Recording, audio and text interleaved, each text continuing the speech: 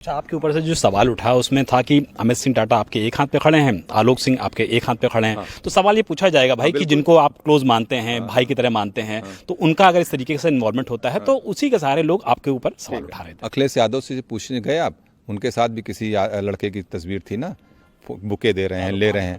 हाँ, आलोक भी वहाँ थे। उनसे पूछने गए आप कि क्या उनका इन्वॉल्वमेंट है? अरे कल तक कोई व्यापारी है, आज आप पत्रकार हैं, आप आए हैं मुझसे इंटरव्यू ले जाएं, कल आपसे कोई एक्सीडेंट हो जाए, आपसे कोई दुर्घटना झगड़ा हो जाए, कोई आपको मार दे, आप किसी को मार दें, उसके लिए मैं दोषी हूँ? ये कोई विषय नहीं होता है। उनसे भी पूछिए, उनसे भी जाके पूछिए। वो दूसरे के ऊपर आरोप लगाते हैं, अपने ऊपर भी देखें वो लोग। इस तरीके की बात तो मैं कभी रिश्ते को डिनाई नहीं किया। मैं तो कह रहा हूँ आलोक से रिश्ते हैं, पारिवारिक रिश्ते हैं और रहेंगे।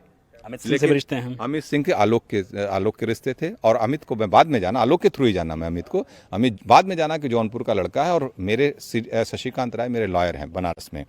हमारा एक केस चला, मेरे ऊपर गोली चली, तो उसके लॉयर हैं वो। शशिकांत का जूनियर है अमित, और वहीं का रहने वाला है, जौनपुर का। एक रामपुर ब्लॉक है हमारे यहाँ, तो और उसी में वो क्या शायद विद्यापीठ का स्टूडेंट रहा है। उसकी इच्छा हुई, ब्लॉक प्रमुखी की तैयारी का चुनाव लड़ रहा था, लड़ना चाहता है। उसने कहा कि भैया आप मदद करेंगे, हम चुनाव लड़ सकते हैं, जीत सकते हैं। हमने कहा बिल्कुल लड़ो यार, लोकतंत्र में किसको रोक लगी है? और हर साल हम लोग 8-10 ब्लॉक प्रमुख तो जिले में बनाते ही हैं। हमने कहा लड़ो, लड़ने की इच्छा है तो इसमें कौन सी बात है? और हम नेता हैं, हमारे पास कोई आएगा चुनाव लड़ने, हम किसी को नहीं मना करते, लड़ो भाई। क्या आपका ये सीधा आरोप है कि अगर धनंजय सिंह ना होते, ठाकुर ना होते, तो इस तरीके से टारगेट ना किए जाते? ये धनंजय सिंह की बात नहीं है, पूरे क्षत्रिय समुदाय को समाजवादी पार्टी टारगेट कर रही है। इतना अगर क्षत्रियों से नफरत है तो उनके घर बच्चों में भी आधा खून क्षत्रियों का ही बह रहा है। कम से कम इतनी नफरत जात की न करें। प्रदेश के मुखिया रहे हैं और अपनी पार्टी के 37 सांसदों के नेता हैं, आज की डेट में सदन में हैं। इस तरीके का वातावरण प्रदेश में न बनाएं। कोडिंग का जो मामला है कई राज्यों में है और इंटरनेशनल बेस की जड़ें बताई जा रही हैं। आप चाहेंगे कि सीबीआई और ईडी जांच करके पूरे मामले का जो सच हो सामने आ जाए? इंटरनेशनल नहीं है, आपको मैं बताऊं, बांग्लादेश नेपाल की बात आ रही है। मैं वो भी बता दूंगा। देखिए, आप थोड़ा इस पे और होमवर्क कर लीजिए। 2022 में इंडिया की हरियाणा की कोई कंपनी थी जिसने मैन्युफैक्चर्ड बच्चों के लिए कफ सिरप था, वो उज्बेकिस्तान, कैमरून और गाम्बिया में, मैं WHO की एक रिपोर्ट पढ़ रहा था, उसमें था कि यहाँ से सप्लाई हुई थी, उससे बच्चों की डेथ हुई। गाम्बिया में भी हुई थी, कैमरून में भी हुई थी और उज्बेकिस्तान में भी हुई थी। और उसके बाद WHO ने कहा कि रेगुलेटरी नहीं है। मैं कह रहा हूँ इंडिया में जितनी भी दवाइयाँ मैन्युफैक्चर होती हैं, इंडिया में एक रेगुलेटरी बननी चाहिए इसके लिए।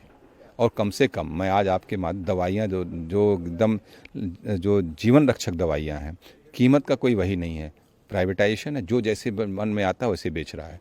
तो कम से कम दवाइयों के लिए, और व्यापार के लिए तो नहीं, दवाइयों के लिए कंपलसरी कर दे सरकार। मैं माननीय प्रधानमंत्री जी और माननीय मुख्यमंत्री से आग्रह करूंगा, और विपक्ष के नेता ये लोग भी इस तरीके की मांग करें कि दवाइयों के लिए एक्चुअल कॉस्ट प्राइस और मैक्सिमम रिटेल प्राइस, ACP और MRP, ACP भी वो अपने उस पर वो करें, और कितने दाम में बढ़ा के बेच सकते हैं। नेसेसिटी है ना। अगर सरकार किसानों की उपज की मिनिमम सपोर्ट प्राइस तय कर सकती है, तो क्यों नहीं दवाइयों के लिए जो जीवन के लिए ज़रूरी है, उसके लिए एक्चुअल कॉस्ट प्राइस उसमें लिखवाएं, और उसके बाद MRP कितनी होगी, कितने % प्रॉफिट के साथ जाएगी, वो भी लिखवाएं। तो कम से कम एक बहुत सी कालाबाजारी, बहुत सी चीज़ों पे अंकुश लग सकता है। गोसाईगंज के विधायक हैं अभय सिंह, बहुत पुराने आपके जानने वाले हैं, साथ में आप लोग लक्ष्मी यूनिवर्सिटी में पढ़ाई भी कर चुके हैं। उन्होंने आपको एक नया नाम दे दिया। उन्होंने कहा कि भाई जो लोग जौनपुर के हैं, आपकी तरफ उन्होंने इशारा साफ साफ किया और कहा कि भाई जो पैसे इस तरीके से गलत तरीके से कमाए जाते हैं वो जनता पर निछावर किए जाते हैं, और लड़कों का और महिलाओं का और पुरुषों का वोट